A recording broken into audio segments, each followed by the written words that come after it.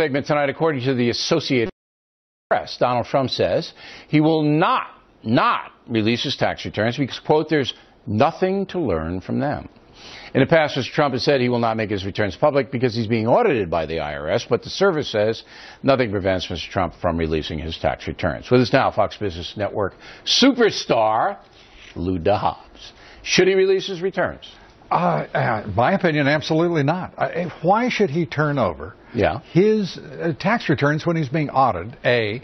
B, when he is facing a hostile national media that, no matter how pristine those returns, is going to find something to pick at and blow up into, and then use it as some sort of shiny object to distract from the What about issues. Transparency, though? I mean, since the returns, and this started in the early 50s, when modern guys running for president would release their returns. Do you know the 3 people who held back returns? Do you know who they are?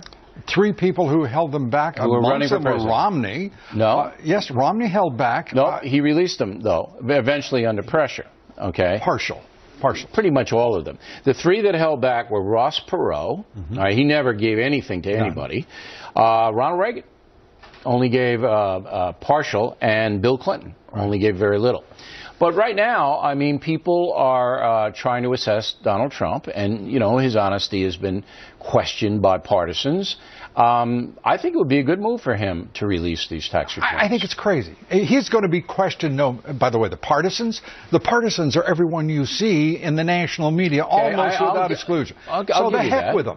Why should he mess with them? And by the way, don't you want to know, though, about... I don't. And I'll make you a bet you haven't read a single report by any president on his income tax. I'll make you a bet you have. I went over Romney's look to take a look and see if he had all stuff.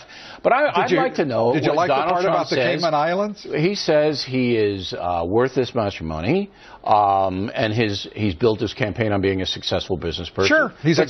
Let's see how successful he is. Is there something wrong with that? After the first $1 billion, I lose interest. I mean, these guys, all right. Come on. I mean, the reality... Let me ask you something. Sure. Is there anything that Trump has done or said so far in the campaign that you disapproved of?